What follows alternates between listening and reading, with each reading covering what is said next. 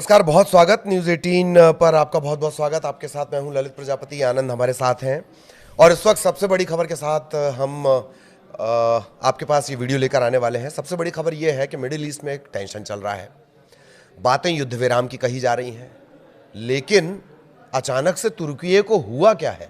तुर्की कह रहा है कि वो इजराइल पर अटैक कर देगा, ये ईरान के समर्थन में करेगा या कोई दबी छुपी ख्वाहिश है? और सबसे बड़ी बात, जबानी हमलों से जंग नहीं जीती जाती, जमीन पे क्या रणनीति है, ये भी एक बड़ा सवाल रहेगा।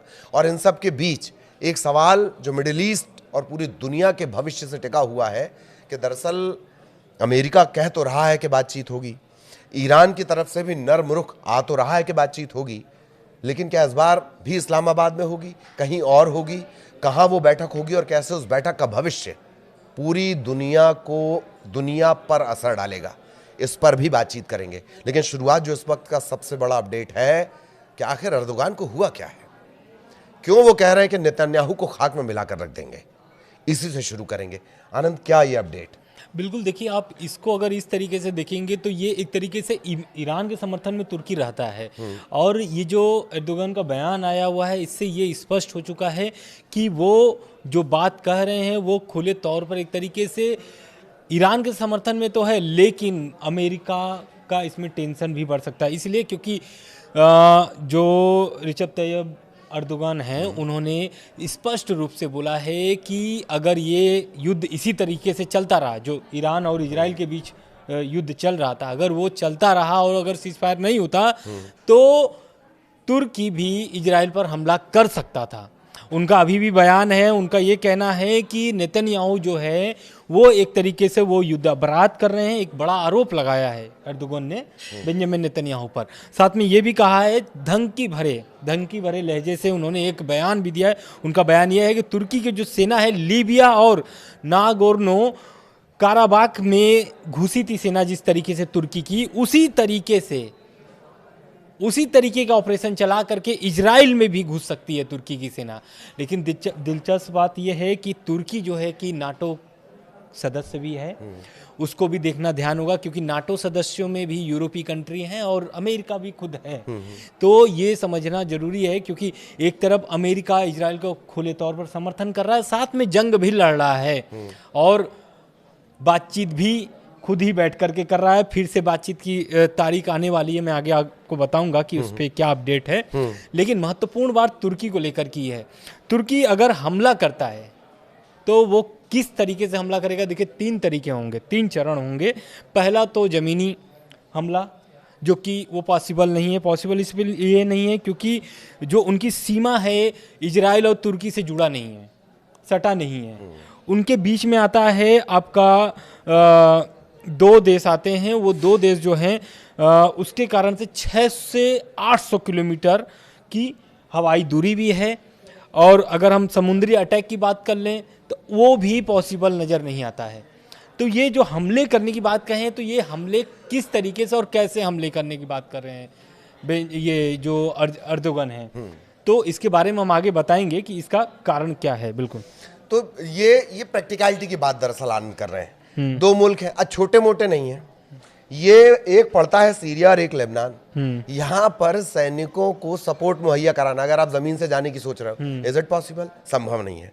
एक आनंद ने जिस बात का जिक्र किया कि भैया 600 से 800 किलोमीटर की हवाई दूरी, सबसे ज्यादा मजबूत एयर डिफेंस सिस्टम है इजराइल के पास। क्या ये प्रैक्टिकली पॉसिबल है? 2 बात। तीसरी बात, नागोर्नो काराबाख का जिक्र आपने किया। किसी कबायली, किसी उग्रवादी समूह, किसी गुट को, किसी विद्रोही को, किसी चरमपंथी को मारना, अटैक करना अलग बात है, और इजराइल को मारने की बातें करना वो एक अलग बात है। ये आनंद जिसका जिक्र कर रहे हैं, फटाफट मैं आपको बता देता हूं।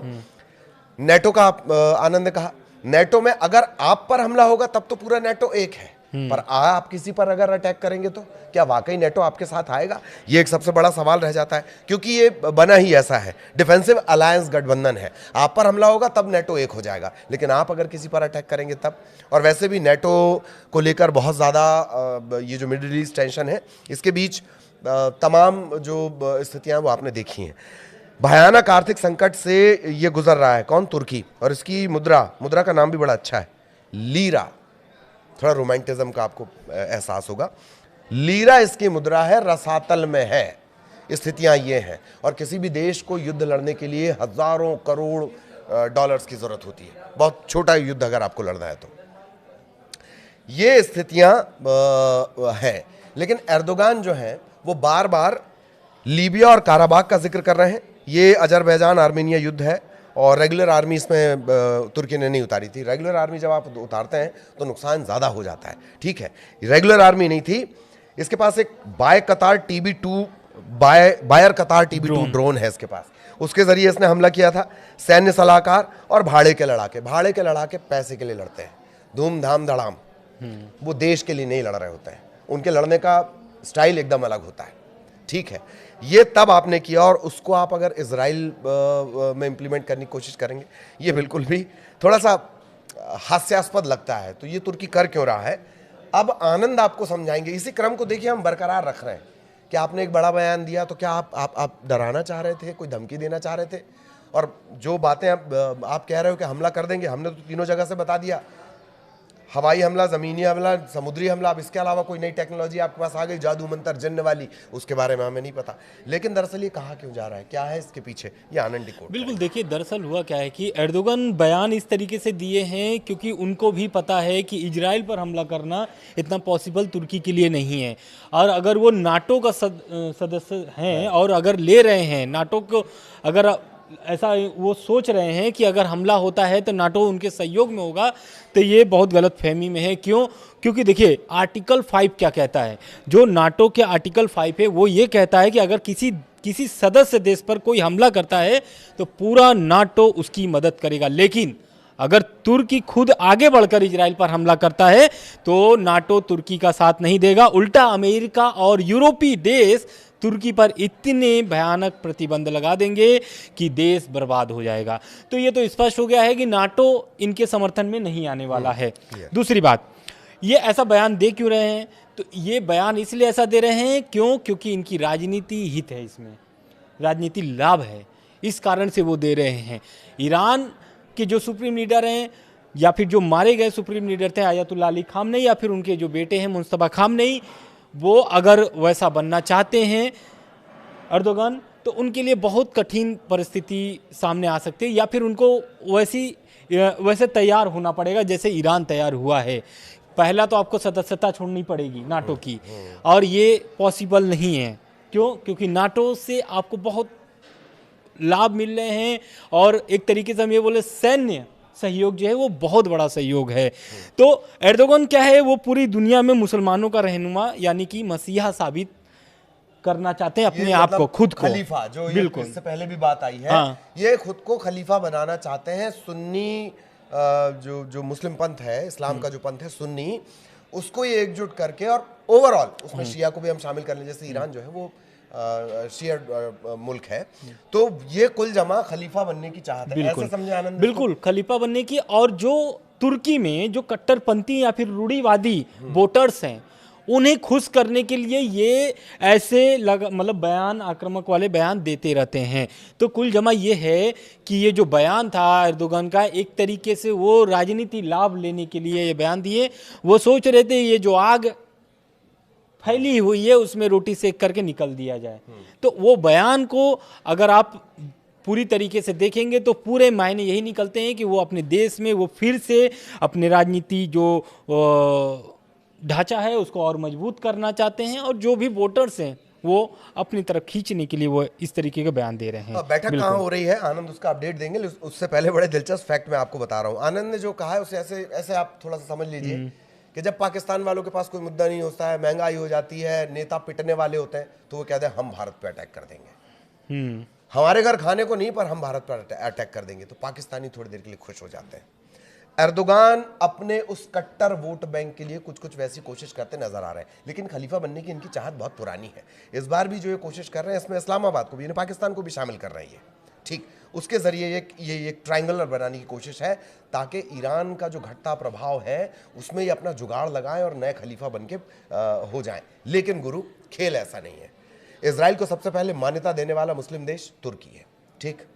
2010 के आसपास तुर्की कि कुछ सैनिक संभवतः मारे जाते हैं, सैनिक या कुछ लोग मारे जाते हैं इजराइल के हमले में। तब से संबंध खराब होना शुरू हो जाते हैं, संबंध लगातार खराब हो जाते हैं, बयानबाजी लगातार बढ़ती जाती है। लेकिन युद्ध इसलिए नहीं हो सकता, संबंध खराब है, बयानबाजी चल रही है, एर्दोगान कुछ कह रहे हैं, नेतन्याहू कुछ कहते हैं। दरअसल व्यापार भी चालू है, कूटनीतिक संबंध भी चालू है, और अंदर खाने से दोनों एक दूसरे को मदद भी करते रहे हैं। ये बयानबाजी विशुद्ध रूप से खलीफाई और अपने खसकते जनाधार को बचाने की कोशिश है तुर्की की और खासतौर पर एर्दोगान की। लेकिन अब जरा टर्न करते हैं उस बैठक की तरफ जिस पर सबकी निगाहें, जिस पर दुनिया की निगाहें, जो दुनिया को प्रभावित कर रही है कि ईरान और अमेरिका फिर से एक मंच पर आ रहे हैं कि नहीं आ रहे हैं, तो कहां वो बैठने वाले हैं, उससे जुड़ा क्या कुछ अपडेट है आनंद? बिल्कुल, देखिए दरअसल अमेरिका ईरान फिर से बैठने के लिए तैयार हो गए हैं और दोनों देशों के जो डिप्लोमेट हैं वो इसकी बात की खुद पुष्टि किए हैं। दरअसल आपको भी पता है कि जनेवा में बैठक हुई थी हमले के पहले, ईरान में प्रोटेस्ट हो रहा था, उसके पहले बैठक हुई थी जनेवा में, और उस दौरान भी बात नहीं बनती है। इस्लामाबाद में 21 घंटे की बैठक होती है, उसमें जेडी वेंस भी पहुंचते हैं लास्ट में, लेकिन बैठक भी वहां पर बेनतीजा रहता है। लेकिन देखना दिलचस्प बात यह है कि जो अब बैठक होने वाली है वो जनेवा में होगी या फिर इस्लामाबाद में होगी, इसकी अभी पुष्टि नहीं हुई है। लेकिन एसोसिएट प्रेस की रिपोर्ट के मुताबिक अमेरिकी अधिकारियों और एक मध्य देश डिप्लोमेट ने पुष्टि की है कि दोनों देश जो है कि फिर से एक ही मंच, एक ही मेज पर बैठने के लिए तैयार हो गए हैं।